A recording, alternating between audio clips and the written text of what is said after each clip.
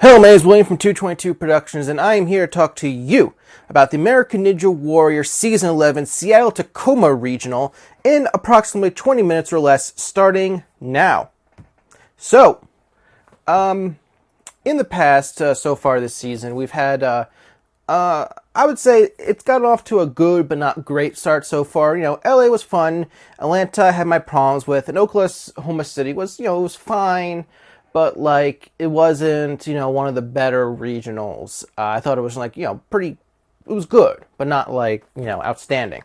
This one, by far, is the best regional so far, in terms of the qualifiers. So, one of the big things about this regional is that, for the first time ever, they are filming indoors, inside of the Tacoma Dome. And a few things that is worth pointing out. One, I think going indoors has a lot of benefits. They film during the day, so people don't have to worry about, it being late at night. You don't have to worry about the weather. There's a lot of things that go in the competitor's favor. One of the things that I think would be nice the next time they're indoors is there's a lot more seats that, in the background that, are empty and stuff. I think they could have let more people in.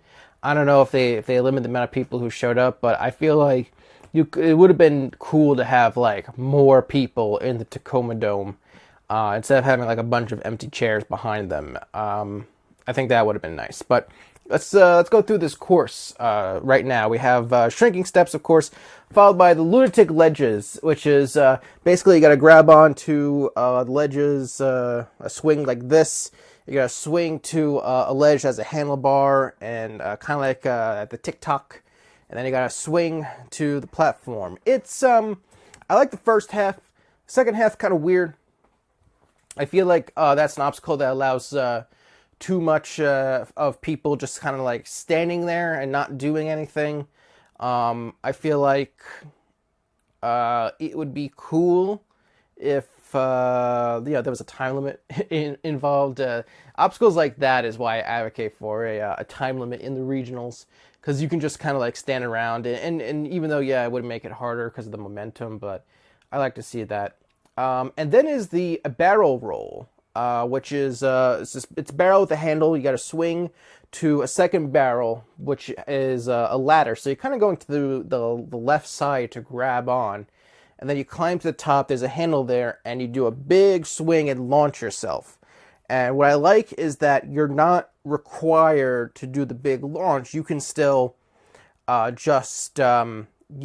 can just do a swing still and sort of build up your momentum if you don't want to do the one and done. I think it's cool. I think it's exciting to see people launch themselves. I really like it in that regard. One thing that is worth mentioning, though, is the landing area. It has a wall, and then the platform. Basically, they're going this way. There's a wall on the platform, and we saw a few times of people just landing directly on top of the wall. And I'm just like, oh, man, you could... You can get, that seems a bit uncomfortable, people landing that way. There were some good wipeouts from that. That was cool to watch.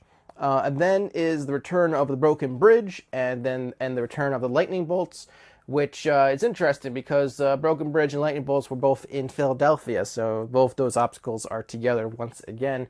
And of course, your choice of warped wall. So just before we get into the runs that were shown, let's go into some of the fast forwards that I feel like are worth mentioning. Nick Hansen and Jackson Meyer both fell on the lightning bolts. They're both moving on, though. They got fast forwarded, though. One of the bigger stories is in terms of who got fast forward is that Jon Stewart is retiring, unfortunately. He, what is it, 57 now? Unfortunately, he couldn't get past the lunatic ledges, which, kind of a unfortunate way for him to end his career. But you know what? He had a good run. He has the record for oldest person to clear a course. So Good for him, and thank you to Jon Stewart for all all the fun. It was good. He had a good run. Rico Rivera, Dan Yeager both went for the mega wall and failed. We had quite a few mega wall fails, including Carson Voiles, Bart Copeland, and Josh Cronenberg, all failing. Lauren Ball could have had the top time, but he slipped rushing to the warped wall. It was good to see him again. And also Scott from the Backyard Ninja Kids. Scott Behrens? I apologize. I'm bad with names. He cleared the course. So, hey, another Ninja Warrior YouTube guy or commentator competing on the course. I should probably get on that. Let's see. In terms of fast forwards, that's all I really wanted to mention. All right. So let's talk about the actual show itself. We had trying to think. So we had some good stuff. We had some battle run failures in the beginning. There was this guy from Brooklyn who was a walk-on named Kenneth Edwards. For those of you who don't know, Baltimore was filmed before Tacoma, so he couldn't get in. So I imagine he tried. Yeah, I imagine he tried getting to Baltimore and failed, and then went to Tacoma. He failed the lightning bolts, but unfortunately, because people just did really well in this regional overall, it was just not good enough according to the list. And then the big story in the beginning was Sandy Zimmerman. I remember Sandy Zimmerman from Season 2 of the National Ninja League Finals. There's this great photo of her posing with Nagano, and Nagano is like pointing at her abdomen, going like, oh my god. Yeah, that sort of thing, like being shocked at how fit and muscular she is. So when I saw her, I was like, oh hey, I know her. Or I know who she is, to be more specific. And one of the things that this season they kept harping on was like, no mom has completed a course yet, which is like one of those oddly specific records. They mentioned that she's a former judo champion, winning it in the Tacoma Dome as a young kid, and yes, it was judo. Okay, and she ended up clearing the course, and she looked great doing it. I was really happy for her.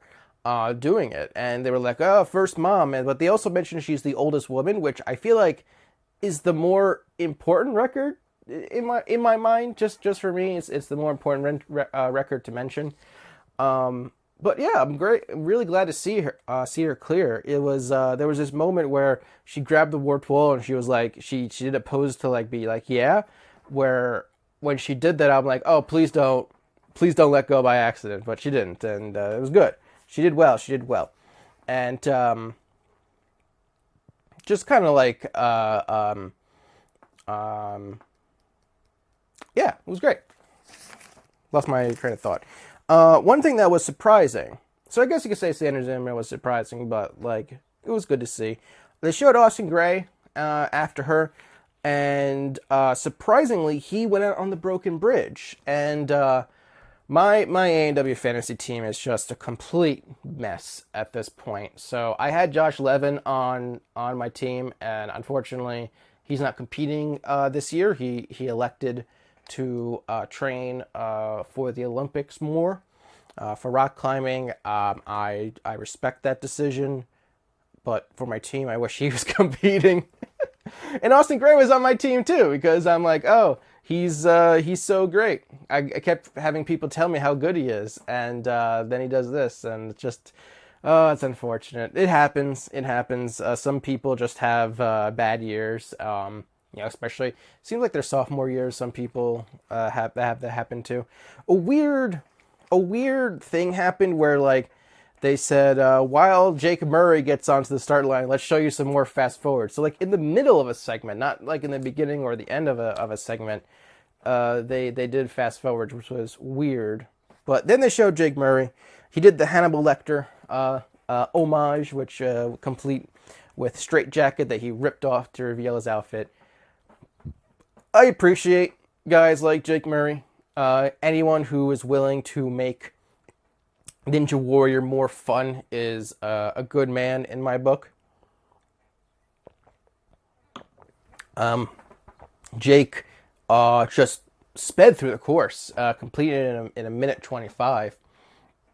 They were teasing that he might fall by saying stuff like, "Oh, remember a couple of years ago he was going really fast and then he fell in the water in qualifiers," and it's like, don't jinx it, man.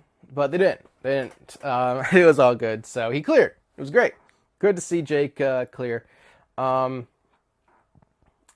Someone who originally was on my team, and then I found out that he was injured, so I took him off my team, was Shawn Bryan, which is like, man, I really wish he didn't get injured, because then he would have been on my team, and I would have, Josh Levin still would have been on my team anyway, so I guess I can't be too upset. But basically, Shawn Bryan had suffered a broken ankle. That was Apex NorCal. That was where the NNL Season 2 Finals was. He is 4 weeks, I believe they said he was 4 weeks out from recovery. And somehow this guy still finished in second place. Shawn Bryan might be, in my mind, one of the favorites to win the whole thing. I honestly do think that. I think it's kind of odd how, even though he's made it to stage 3 the past 2 years, people still seem to sleep on him. I think Shawn has what it takes to do it. Absolutely. And so yeah, he looked great. And then we had the return of Geoff Britten, and I smelled a rat right away just from the placement of when they showed Geoff. I'm like, that something's off, and they did the whole big promo package. It was a good promo package, sort of just supporting, talking about how like he had the perfect season, and then he took a break, and now he's back. He wants to see how he can do, and unfortunately, he went out on the broken bridge, and he's out, and it's unfortunate. The good news is Geoff is like someone who's in good spirits of this thing. I think it's because in his mind, he knows he's already done it. So it's like, what else does he have to prove? There's only 2 Americans who's done it, who's completed American Ninja Warrior, and he was one of them. So he did it. Hopefully we'll see him back. I think we will. But he's in good spirits. He's a good guy. He's a great guy. And then they had Leif Sunderberg right after him. He was the guy who messed up the salmon ladder doing the big super whip, what is known as the Wachowski whip, and he ended up getting the fastest time. The first 4 obstacles he cleared in 30 seconds. He did the whole thing in under a minute, which is just unreal. But he did a great job in that, especially kind of like doing the lightning bolts that quickly. They had Jessie Graff towards the end, and it was great to see Jessie Graff. Her profile is basically talking about how she missed the finals last year, and because of one woman, and she just looked great on the course. It's really hard to sort of, I don't know what to say. Jessie she doesn't rush, so she's very efficient, but she doesn't rush. She doesn't go fast unless there's like a timer. Obviously if there's a timer for these sort of things, she is well aware, but she takes advantage of the situation, which is perfectly fine within the rules. And she just looked good. She just looked good in general on the course. Good to see her back. Really glad to see her back. And so the last woman that they showed was Megan Rowe. Now, one woman that I didn't mention was Megan Martin, who failed, even though she had a close call. She had a very close call on the barrel roll. Megan failed the lightning bolts, and because so many women did well this regional, just like in the previous regional, the Oklahoma City regional. Yeah. Because so many women did well, Megan was actually on the bubble. She was sitting in 5th place, and they did this whole thing with Megan Rowe. She's an axe thrower who runs in sandals and it's like she had to get to the lightning bolts in, I think it was like a minute 50 or less. And I don't know, this whole thing, it felt very, I don't want to say manufactured, it felt there was something dishonest about it. Now, I do believe that Megan Martin was on the bubble. Obviously, she was in 5th place, and I do believe that there was a run that she was watching nervous, and when she cleared, she had a good reaction to it. I don't know if Megan Rowe was that run. Furthermore, there is no way for Megan Rowe to know what time she had to beat to move on. I don't know if she was actually the last woman, but like I've been to tapings. They have a clock for what is the fastest time for the Power Tower. Only the top one time, I should mention. They don't list the second highest time. But like, there was no way for her to know what time she had to beat to eliminate Megan. You can argue that she should have just went faster in general. But like the way Matt and Akbar were saying stuff like "go, just go," it's like she has no way to run. She has no way to know. She had no way to know. She might not even have been in that situation in reality when they were filming it. I don't know. But yeah, it was unfair. She failed the lightning bolts, and because she had a slower time, Megan Martin lives to move on to the next round.